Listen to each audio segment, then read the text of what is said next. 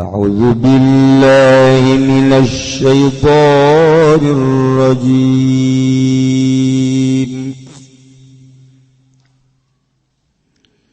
Bismillahirrahmanirrahim.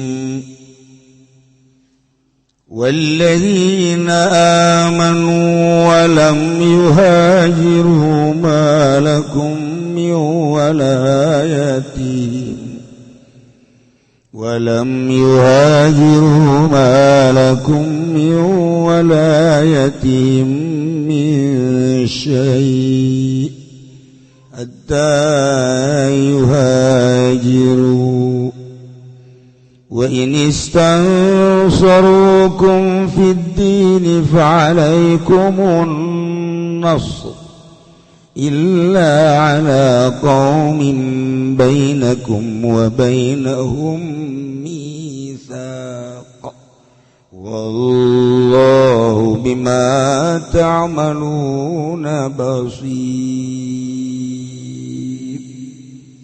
Allahu a'lamu bimuradillan utawi wong akeh kang padang imankeun ya ladzina kabeh walam yuhajiru orangana halal hijrah ya ladzina kabeh iku ma orangana laku iku tetep kadosa kabeh miwalayatim saking asih-asihan ing ladzina bikasil wawi wa fatihah kalawan den kasakeun waune lan den patakeun waune miwilayatim miwalayatim hamzah bikasil wawi bakun fatah min syai' utawi suwiji-wiji fala irsa bainakum wa bainahum maka ora warisan iku maujubin dalam antara sira kabeh lan indam antara di alladzina qala nasiba lahum fil ghanimah lan ora dumduman iku maujud kadua alladzina ing dalam ghanimah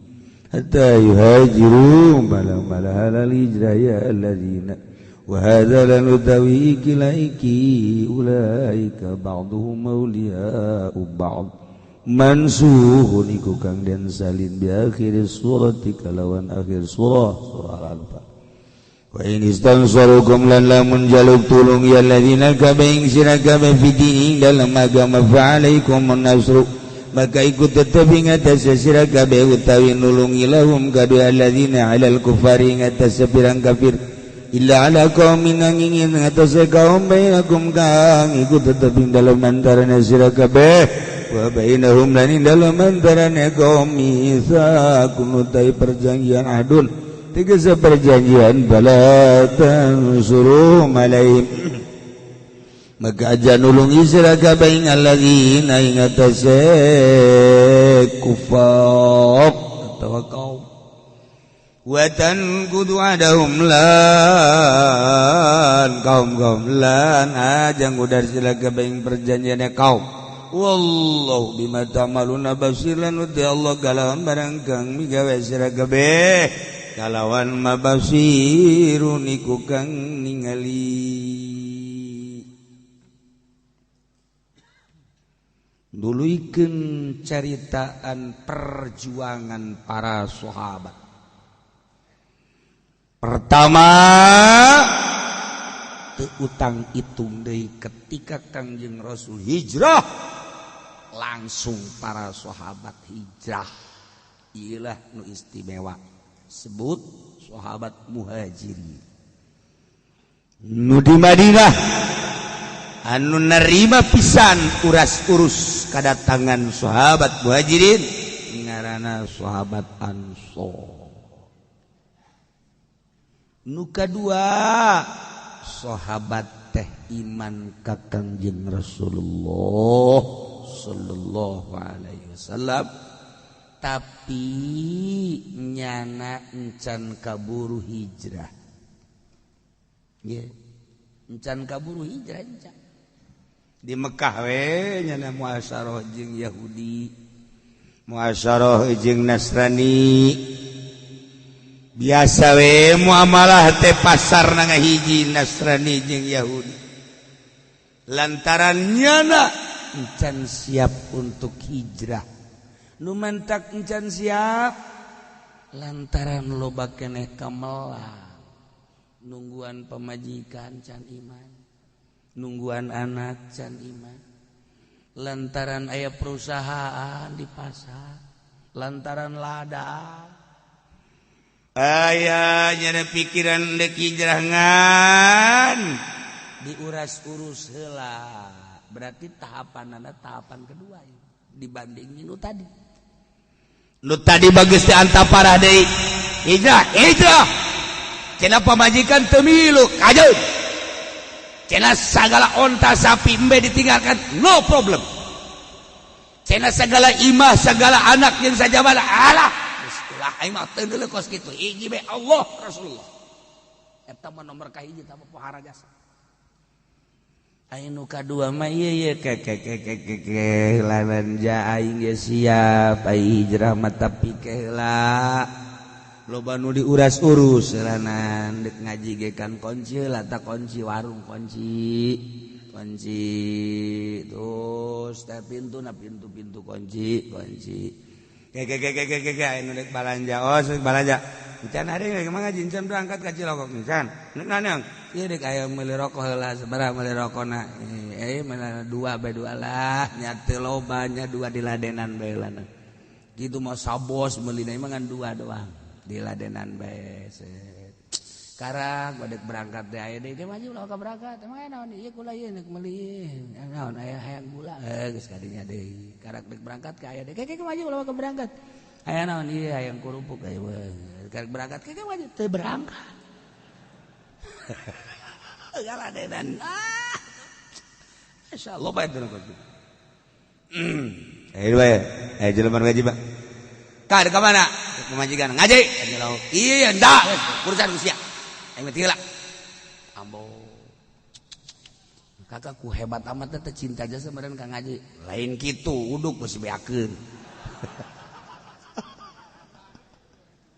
Allah karim lah ieu jelema iman ka Allah sahabat iman ka Kangjeng Rasul tapi can kaburu hijrah dicatet diabadikeun dina Al-Qur'an jeung kelasna ge lain deui lamun tadi kelasna kelas hiji ieu termasuk kelas 2 walladzina amanu ari sahabat-sahabat anu warariman iman ka Allah iman ka Kangjeng Rasulullah Muhammad sallallahu alaihi wasallam tapi nya ngalaksanakeun keimananna di Mekah bae walam yuhajiru encan kaburu hijrahnya ka Madinah na ieu mah aya hukuman tersendiri malakum mi walayatim min syai' eta teh aya karanjeun kabeh syai' samet oge kawajiban uras-urus jeung tulang tulung teu kudu geus bae antepkeun nya duri maksud teh ditulungan teh kumaha ari sahabat muhajirin anu hiji mah nu nomor hiji mah tadi langsung berangkat bae ka Madinah sehingga aya saling mewarisi masyaallah karim ta ieu mah teu aya fala irsa bainakum wa bainahum sahabat anu pertama mah ketika menang ghanimah langsung menang bagian eta mah sahabat anu cicing bae di Mekah can kaburu hijrah ka Madinah teu meunang di bagian ghanimah ge sahabat anu iman ka Allah jeung ka Kangjeng Rasulullah anu can kaburu hijrah ka Madinah cicing bae di Mekah ngadenge nyana teh informasi bahwa di Madinah mah sahabat teh didulur-dulurkeun sehingga aya warisan sahabat teh didulur-dulurkeun sehingga menang bagian ghanimah nah ieu nu di Mekah hayang ja iman ka Allah hayang ja iman ka Kangjeng Rasulullah hayang ka bagian model sahabat anu ka Madinah diulah ku Gusti Allah malakum min walayatihim min syai' teu kudu ditulungan etik acan ulah dibere warisan ulah dibere gonimah datang ka iraha ieu hatta yuhajiru datang ka hijrah ka Madinah satungtungnya nacan hijrah di Mekah bae antepkeun bae ulah aya uras waris jeung ulah aya bubuan bagian sebab jana di Mekah teu hijrah jadi iman hijrah jadi syarat karena menang warisan lain turunan dia mah itu sebab hijrah Masya Allah tapi engke ia bakal disalin di akhir surat Al-Anfal ima zaman perjuangan hirup bal irin-irin berjuang ya terus baik numantak wa ini stansurukum fiddin lamun orang Mekah wari kadasak aya kadaruratan sehingga minta tulung nyana pertulungan jangan lanjutkan agama fiddin nah kakarak fa'alaikumun nas wajib di Mekah teh kapan sahabat teh Allah dipersulit kakarak perekonomian masih kena kuatin sahabat kakarak dicaci dimaki masih kena kuatin tapi ketika geus diusir cek Abu Jahal menang aya mukminin mukminat di negeri Mekah andai katanya anak area kene segera supaya diusir ulah ya di Mekah Masya Allah kali pahit mempertahankan agama lamun nyana daek berangkat ke Madinah henteu ngan nyalametkeun agama kasisi baheula deres henteu diganggu mah tapi ketika diganggu dianiaya diseret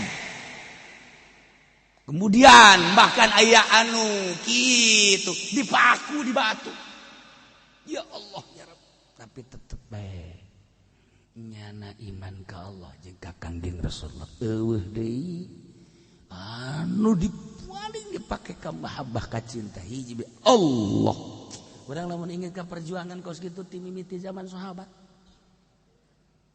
terus datang ke perang Kangjeng Nabi di Madinah teh nanjirkeun agama Allah li ilai kalimatillah setelah Kangjeng Nabi teh aya zaman sahabat terus anu ke Baghdad ke Irak anu ke Persia Iran anu ke Suriah Syria Syam anu ke Turki Masya Allah karim mentak kaya zaman-zaman Muawiyah zaman Abbasiyah kemudian zaman kitu Utsmaniyah nah terus Islam teh berkembang terus datang ke urang ka dieu jaya Islam teh diteruskan ku para kiai. Terus alhamdulillah di Indonesia teh paling solid agama. Sakitu lobana Muhammadiyah, aya Persis, aya HTI, aya FPI, aya NU, bahkan Ikhwanul Muslimin ge aya di urang jeung LDII anu geus dilarang ge aya keneh bae di urang mah. Oh, macam-macam aliran kepercayaan aya. Tetapi di urang mah masalahnya. Lamun di luar negeri di Mesir riweuh bae. Riweuh di urang mah biasa bae. Masya Allah. Ikan hese tah hayang seperti kos kita hese. Urang tatangga jeung Muhammadiyah, urang nyana-nyana. Waya ngariung diondang ku urang nyana teu datang ku masalah nyana Muhammadiyah ieu. Geus. Waya urang kamaotan, kemudian nyana nyalateun nyana mah hayang sholawat tah masalah. Masalah datang nyala-nyalateun Allahu Akbar. Paling ngeung serikeun bae. Ih, cenah nyolatin sih kudu make sholawat bae. Masalah jadi mah jang ongkos doang. Itu hayang kami mau sholawat teh mah jang ongkos doang tuh. Menteri ongkosan kami mau nyalateun. Tuh, atuh ai sorangan mah kiai da bisa atuh ngai ngajak santri. Mah kiai mah geus kudu beres sholawat geus pokona mah bisa mobil boga ayo Allahu akbar beres cenah ieu mah ngajak bae santri bangsa 5 mobil atau 10 mobil manya ku kiai kudu diongkosanana atuh mikir sia edan teh sih henteu cenah tuh kiai ulah kitu atuh kiai bete nu ngongkosan oh masalah isi teu boga ka izin mah ongkosan geus ku aing ngan ulah ngondang-ngondang geus ya ka aing pajar mah bener bae aing atuh padahal henteu naon teu salah tah ieu keur carita atuh aya bagianna ieu jam sholawat teh lainna naon teh kifarat yang nyana-nyana keneh dik mereh teu kajeun masalah ai kanya karuya ka bait atuh jang bait teu karuya masalah ngan di urang mah tadi Muhammadiyah ieu Persis ieu ahli sunnah wal jamaah NU lah teu masalah aja biasa-biasa we bahkan sa masjid di kuari di urang mah geus hebat di urang geus hebat ieu lain lalaga di Indonesia mah musyawarah supaya ulah jadi gontok-gontokan ndek bulan Ramadan teh Muhammadiyah jeung NU musyawarah nah kita satu masjid sekarang gini kita sholat duluan Muhammadiyah entar kita berjamaah ngamakmum entar Muhammadiyah udah 11 rakaat keluar kami dilanjut masalah di urang mah eta hese teh hayang kos kitu hese masyaallah aduh biasa ya Allah akbar Allah beres ya udah ya saya pulang tinggal urang teruskeun ya Allah ya Rabbi sebenarnya mah NU ge loba nu jadi Muhammadiyah ieu maksudna gitu atuh ngaranna doang 20 hiji padahal mah nyana kieu kaluar henteu aja bisi para Muhammadiyah salat tarawih henteu pan ngaroko bae di luar tah leuwih berat teh batan Muhammadiyah sebenarnya mah Allah karim di urang ieu ieu hese ditakeun damai cara di Indonesia teh lain lalagan hese di urang masalah jasa di urang mah ya Allah ya madak loba organisasi loba masalah jangan teh jadi gontok-gontokan di urang mah tah hayang nyiptakeun model kosiat teh hese di Mesir rumah tak ribut bae Muhammadiyah naon kitu ngaran organisasina gontok-gontokan Suriah Sam eta nama Turki sarua bae di Indonesia mah masalah sangat masalah ya Allah salat orang di rest area maghrib Allahu akbar ngamamu ban urang Allahu akbar alhamdulillahirabbil alamin oh nya teu make bismillah berarti wahabi ya taklid aing geus lah ka mazhab anu make anu sah salat teu make bismillah nya bener jangan teh kitu bae geus pokona ya bener teh teh ulah ka nyaritakeun bener geus taklid bae geus pokona kege nanya ki kula di rest area salat maghrib aja aya kula ngamamu nya teu make bismillah kula taklid ka sia taklid ka mazhab anu teu make bismillah sah sakasa ya hosanya geus wis jeung sia mah sah bae geus ulah deui nya babari di Indonesia mah lamun di negara ieu mah keur carita maksudna gontok-gontokan di negara batur jadi masalah di negara mana henteu disalahkeun salah sia mah kunaon atuh eta pan kudu jelas da taklidna ka mana ituna berbahasa tante tah kieu je kula ge salatkeun geus masalah sakieu ge salat keneh mau batur-batur salat geus masalah ieu betah mah sia mau bodoh ka baka kuburan los pan kitu amat cenah kiai masalah tadi urang geus babari di urang ya Allah ya Rabbi ribut masalah kunut doang ribut didamaikan ke orang masalah ya Allah ya Rabbi ini nikmatnya saya hidup di Indonesia damai gina yes. Masya Allah damai itu indah ya Allah ya Rabbi wah reta ya kari loba bahasa-bahasa anu kadang-kadang orangnya tercengang biasa geunaheun biasa kumaha tepak gade emang geunaheun biasa teh bahasana ya Allah ya Rabbi Masya Allah menyelesaikan masalah tanpa masalah. Bang. Pohara jasa. Aduh, orang liwatnya mantap jasa sanunya, dasi Masya Allah. Orang anu kadinya nu ngajarungkel kabeh, nu bermasalah kabeh. Aduh, orang eta indah jasa kadang. Nele doang ya Allah, menyelesaikan masalah tanpa masalah. Hampang perasaan. Orang sawah beak, mobil beak. Tanya ke orang, siang geus kadinya, ka gade geus. Bermasalah teh bebeakan aing. Aya teh cenah menyelesaikan masalah. Heuh aing ge nyoekeun mah eta. Aing mah jeung kantor-kantor lah yang meuleum teh.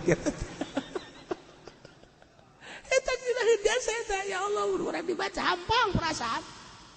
Ya Allah ya Rabbi, ongkos orang nyandung selesaikan masalah supaya tidak ada masalah. Waduh ngeunaan orenganan ribut bae nu kolot jeung urang. Nu hiji ka Cianjur, nu hiji ka Sukabumi, telu.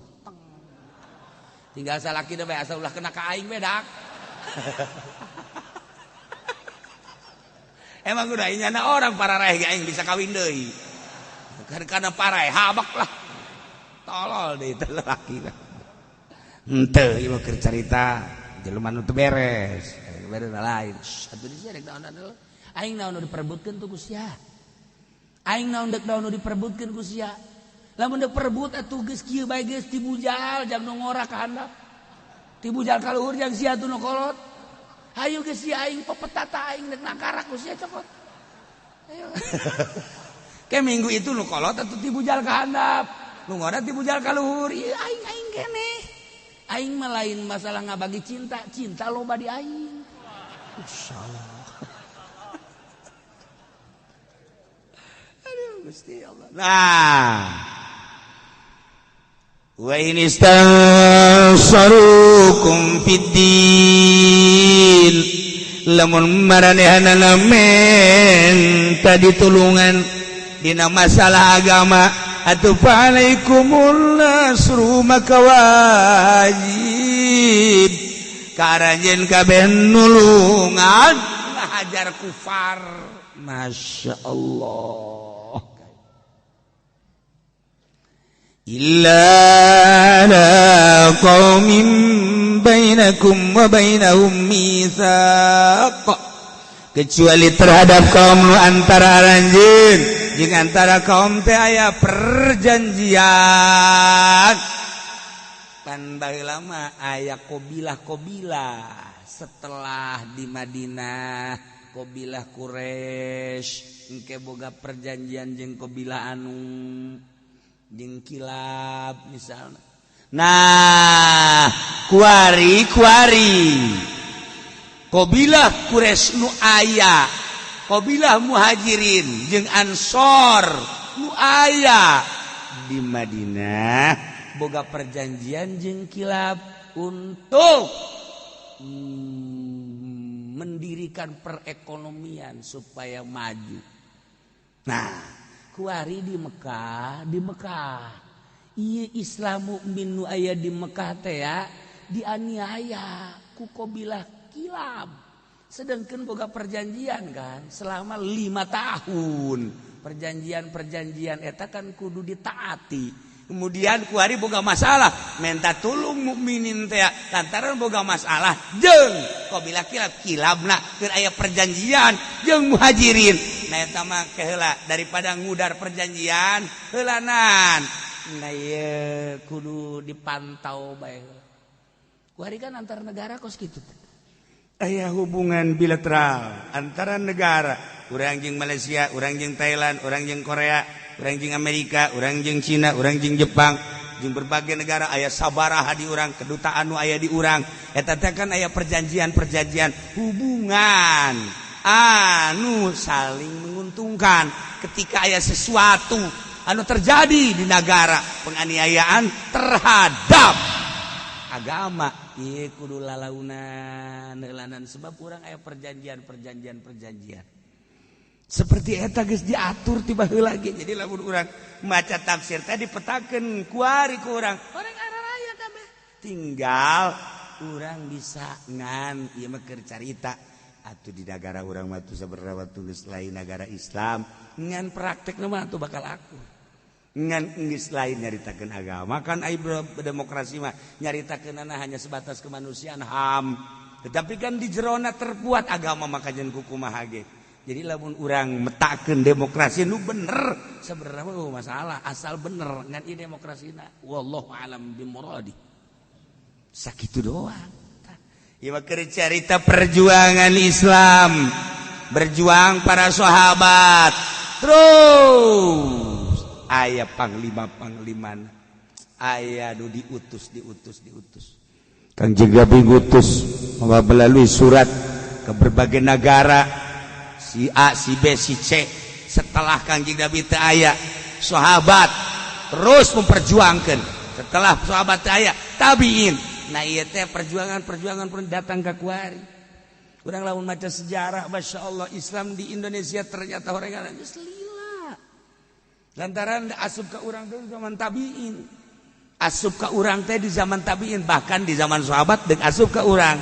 Ai eta kitu anu kuari aya di Cina teh Abi Waqqas. Nah, Sa'ad bin Abi Waqqas teh eta teh deuk ka Indonesia, ngan mampir heula di Cina, datang ka dinya muriang nyana. Nah, encan dilanjutkeun ka Indonesia padahal nyana deuk ka Indonesia, berarti kan sahabat. Aju maot di Cina, kuari ge aya di itu masjidna ge. Nah, beusi deuk marilu engke ku lagi ka ditu deuk kunjungan ka Cina. Ulah jauh-jauh ka Cina ka Cingluh ge deukeut ka dinya. Itu boga ongkos mah. Tuh ieu. Urang perjuangan Islam teh di urang lain lagi badak dina nisana, dina keramikna, dina batuna kajahoan ku ahli vulkanologi mah tah kajahoan. Oh ieu tahun sekian, oh ieu tahun sekian, oh ieu tahun sekian. Islam di urang teh lain lalagaan memeh ayana naon, memeh ayana naon. Islam udah diperjuangkeun. Ke urang menyaritakeun perjuangan Islam di Indonesia patali jeung kitu kewalian-kewalian, patali jeung kerajaan-kerajaan. Aya satahu-tahun jelema-jelemana anu jelemana eta-eta keneh ngaranna mun di Palembang ieu, lamun di Aceh ieu, lamun di Jawa Tengah ieu, mun Jawa Timur ieu, atuh aya jelemana eta-eta keneh. Urang lamun nyaritakeun nasi di Palembang mah eta ngaranna padahal mah jelemana ieu. Nah di Jambi mah ngaranna eta padahal jelemana ieu. Di Aceh mah eta padahal jelemana mah eta kan hebat amat eta jelema. Aya tadi Indonesia mun model kos kitu. Di urang ge tah di Jakarta mah di Jakarta di Tanjung Priuk ngaranna teh Supendi. Eta hebat eta jelema eta. Nah di Jembatan 5 mah Bang Pendi. Kan hebat eta. Nah, barang asup kata Jakarta kata ngerang ka dia Bang Copet. Beda ngaranna. Nyana kene. Eta mah teh jelema eta kos gitu. Ya Allah. Teu beudang di udar perjanjian mah. Wallahu bima ta'maluna basir. Wallahu Gusti Allah teh basirun maha ningali bima ta'maluna kana naon nu ku aranjeun dipigawe. Urang teh ngan maca doang kan kana ayat, henteu asup ka jantung ka sonobari. Sehingga ketika orang maca ayat Allah teh maha ningali kana sakabeh pagawean naon bae nu dipigawe ku urang Allah ningali. Oh iya Bu, Masya Allah kudu isin atuh ketika orang migawe nun teu dipikaridho ku Allah, Allah teu pernah satik teu neuleukeun ka urang, neuleukeun kan ka urang. Oh iya isin atuh urang lamun ketika aya parentah Allah salat aju urang teu salat ijaeun. Sedengkeun urang ti Allah kuari diurus ku Allah engke bakal balik ka Allah. Nah ketika aya parentah Allah teh urang teh api lain isin amat lamun ieu ayat asup ka jantung. Keur carita ayat ieu teh tujuanana mah jang sahabat-sahabat nu area di Mekah, tetapi nu dimaksud bahkan umumna Allah ningalikeun kana naon pagawean urang nu ku urang dipigawe. Make jeung teu boga kaisi da teu urang. Eta urang nga-HP, nga-SMS geus kolot da urang, guisan da urang. SMS-an emang Allah teu neuleukeun. Lamun nyana bener-bener asa di pangeranan ku Allah atuh kudu boga kaizin tolong.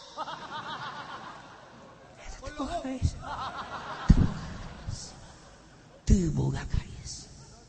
Ayat ieu teh agar dibahas mah wallahu bima ta'maluna basir.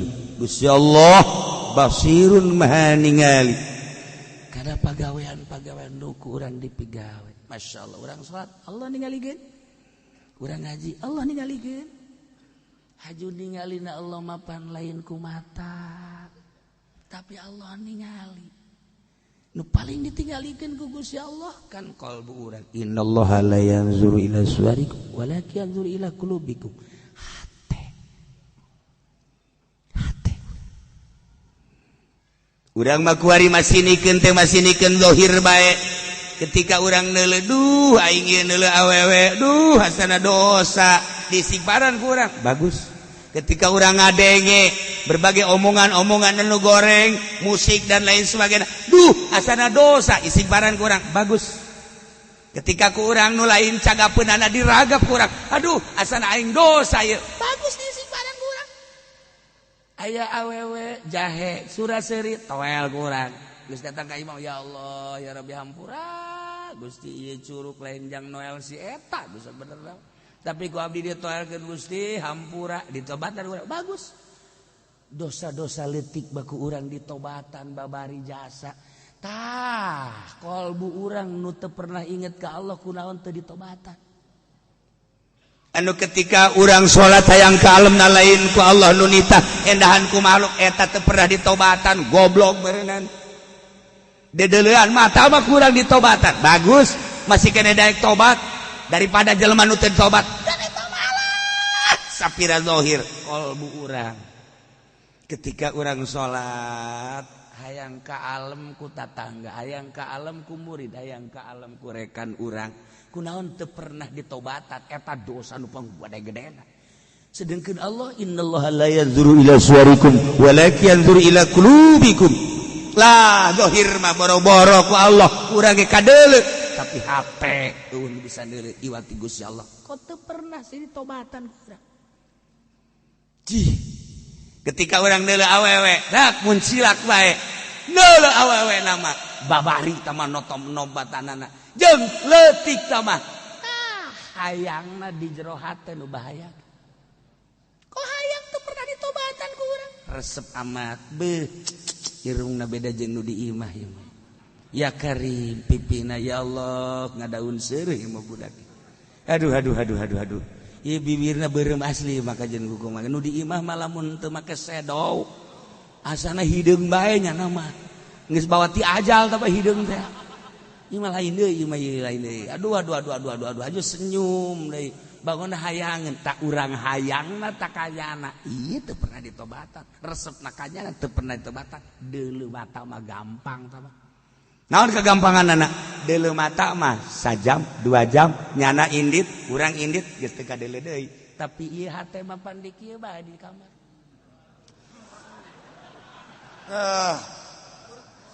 ya Allah aing ngomong mah ya Allah teh budak geulis amat sabaraha poe, sabaraha minggu, sabaraha bulan.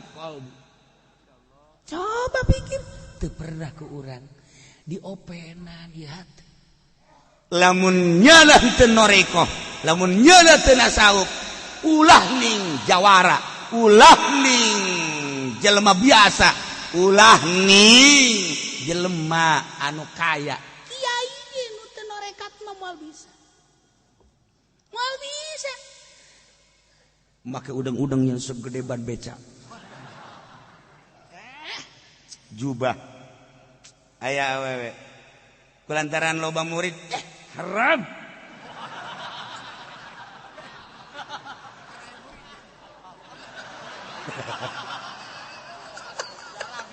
kiai tinggal kiai sebab naon eta mah semu tamah ye dorongan kalbu.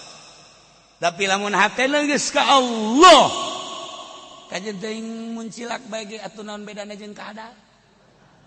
Cih, sia makhluk Allah, aing makhluk Allah, sia diciptakeun model kos kitu. Zahirna sia kos kitu, batinna wallahu alam. Sia meunang ridho Allah atawa henteu. Urang pan boga pikiran kos kitu kadal liwat sapira kadal atuh. Saha nu resep saha nu benduk ka kadal. Eueuh nu resep nu benduk ka kadal mah. Ketika aya awewe resep henteu benduh henteu tah kakarak qalbu eta anu meunang ridho Allah. Nah kakarak kitu.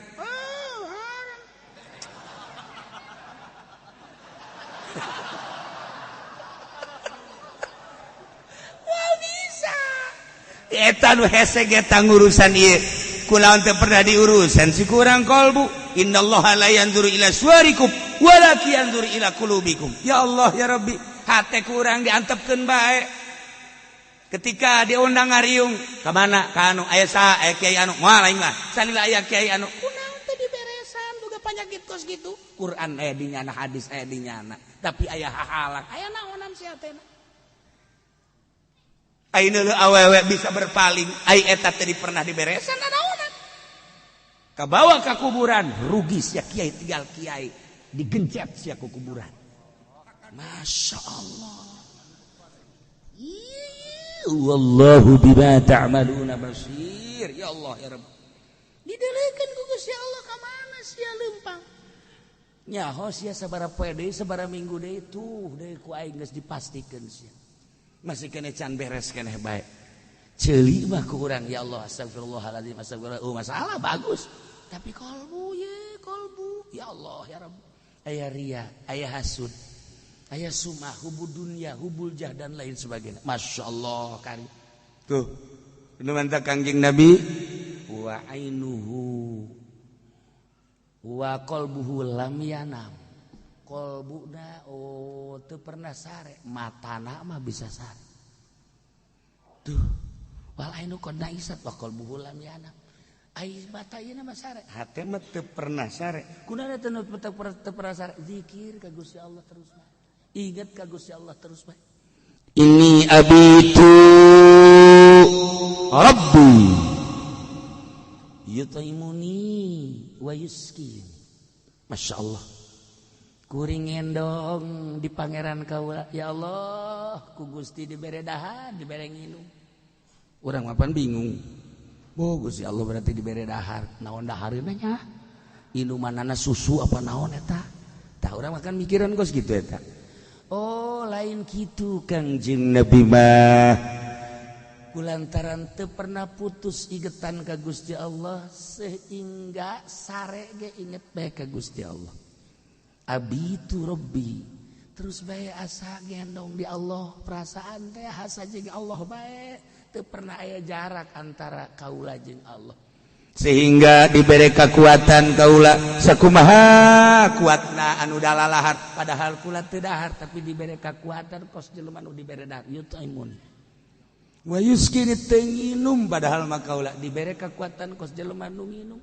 boro-boro sapoe sapeting dua poe dua peting tilu poe tilu peting saminggu kula bakal kuat kunaon ku indahna jeung Gusti Allah tuh teu pernah kunaon teh cak Kangjeng Nabi lamun poho ka Gusti Allah urang mah keur salat ge teh inget ka Allah keur salat usolli Allahu akbar kabira walhamdulillahi katsiran sendal tadi di mana meuli 1,5 juta karena eta bandrol mangkane kredit dan angin ya Allah iya kana budu iya kana sae ai tas tadi di mana tas ya tas Ghairil maghdubi alaihim. Urang maca Fatihah. Ingat ke Allah. Salat mah ingat ke Allah komo lain salat.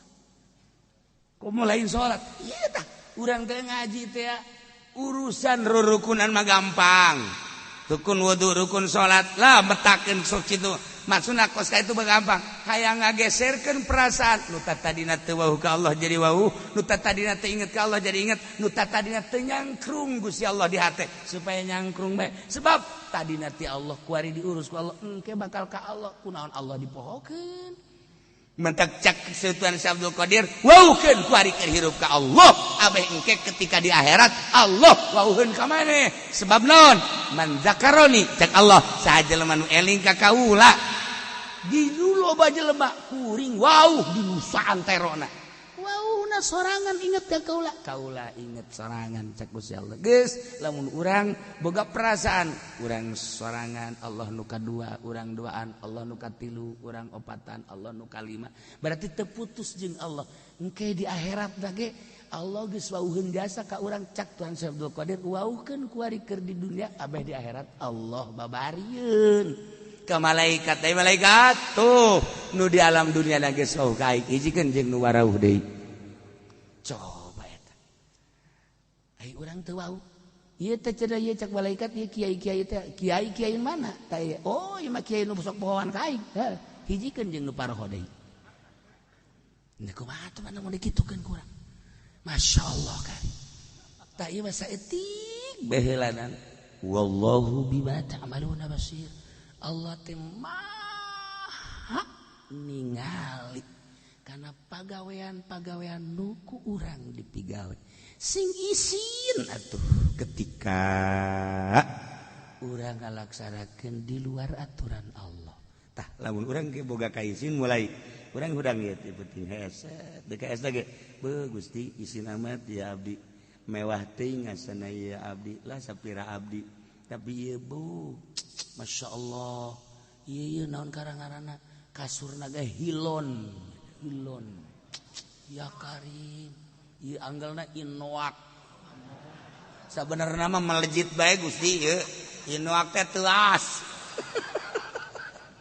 tapi lesang tapi kan ya teu pantes bernama awak abdi ya Gusti haju naon gara dibagus-bagus kieu ya Allah ya Rabb ampura Gusti tuh kuduna makan gitu urang isuk pageto mah awak abdi teh beureun teh diamparan-amparan acan di jero kubur teu disamakan-samakan acan nah ieu mah aya ieu Gusti tapi ieu mah jangan jaga kesehatan bae hudangkeun abdi Gusti ke jam 1 jam 2 rek tahajud nurutan Rasul nurutan para wali beres bismillah beres hudang teh urang jam 2 duh isin amat ya ku Gusti Allah dihudangkeun meureun ti tahajud gegeran kacai urang asal geus boga isin we mantep tapi lamun can dibere isin ka Gusti Allah hudang jam 2 ka jam 4 sabaraha jam deui berarti 2 jam atuh hok ieu waktu ye ke Gusti jam 4 jam 4 bablas teu isin ka Allah aing kurang kumaha cak Allah mere sehat ka sia aing kurang kumaha dahar we dahar sia dahar bae we sia hayang nginum malah keur ngaji ge kopi dibawa bae kan ku sia hayu sia segala cai segala naon bung sia mah ngarasa lapar teh bung Masya Allah sia mah Gusti Allah ge masih Masya Allah keneh bae Masya Allah paling bung teuing lapar nekat teh ngaji di jam sabaraha ya di jam 8 datang ke jam sabaraha jam 10 nah guys aing mah dirinya dek lapar dek naon moal henteu nekat gitu persiapan kopi dibawa teh manis dibawa rokok dibawa asbak sagede ember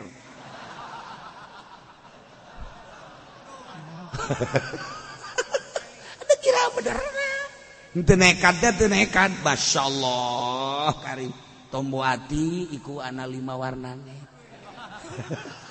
maca Quran kanggo ruwing maknane kaping done wong alim kumpulane kaping 3 zikir wengi lakonane kaping 4 salat wengi kaping 5 wetenge kudu kaluwe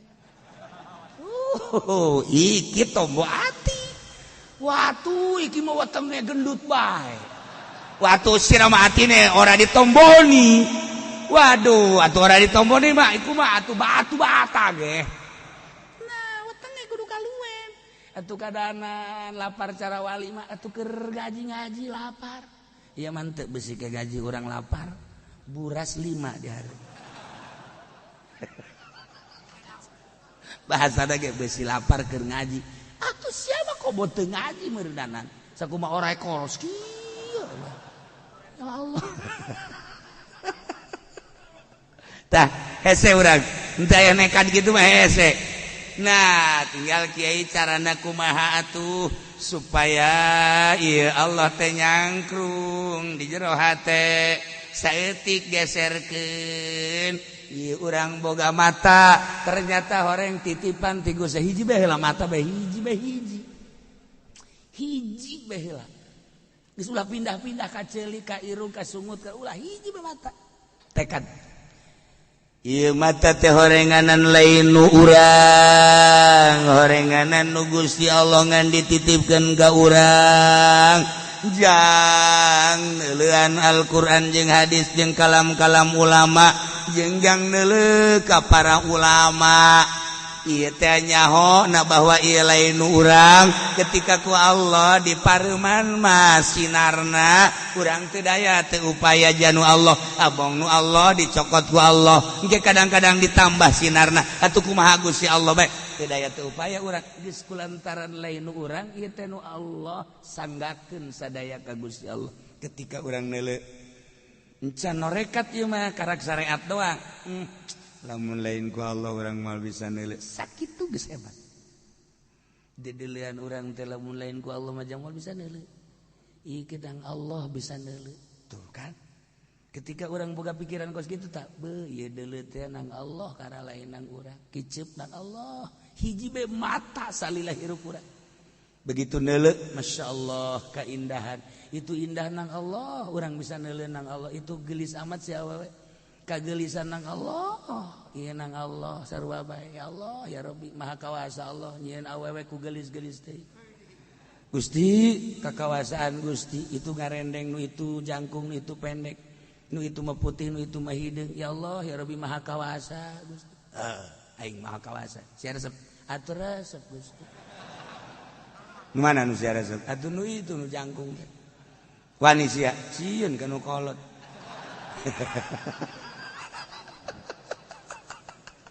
geus teu deui ta Allah nu aya dijebrisna nu kolot barang urang kan boga duit haji urang resep ka nu itu nu kadeuleu lain Allah nu kolot bayangan teh ayo sia ayo geura dulu angkat kaki sia make kolor sia balik kadadengekeun bae tah sora apa majikan teh asal manggih bae awe ayo Allah Allah nu aya sora pamajikan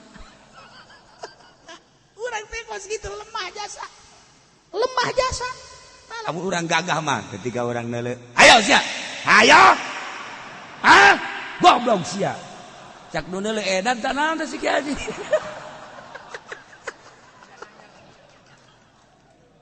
aduh wallahu bima ta'maluna basir keur carita syariatna teh lamun ku Allah teh dideuleukeun mah atuh moal bisa neuleuh syariat lain urang syariatna lamun ku Allah teh bisa dideuleuh moal bisa neuleuh eta syariat berarti urang makomna di dinya handap tah di dinya naik ka tarekat lain deui tah memahami mata lain deui naik ka hakikat bisa deui nu bantak urang ngaji teh padu bisa maca kitab nerangkeun kos kitu mah masih keneh calon neraka sebenarnya sebab naon encan ngarapihan urang can nyebrang ti syariat ka thariqah dakarak nyaritakeun mantek samsiah ukudul juman kos kitu kata mah ngaji sampah encan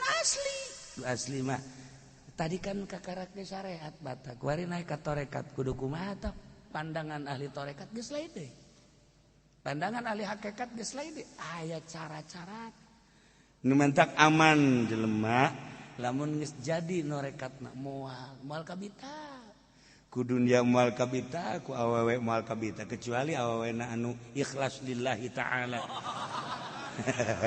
oh berarti cenah kiai aya harapan kula ngomong kitu sia ka aing nah ieu mah kakarak syariat ke urang bahas di makomna makom thariqah bakal aya supaya tersentuh hati urang ieu mah sakieu syariatna mun Allah teu mere bisa neuleuh moal bisa neuleuh urang geus eta ge mulai geus teu pati ngaku aslina ulah diaku bahwa deuleu nu urang aslina naik ke tarekat naik ke hakikat walladzina kafaru wallahu a'lam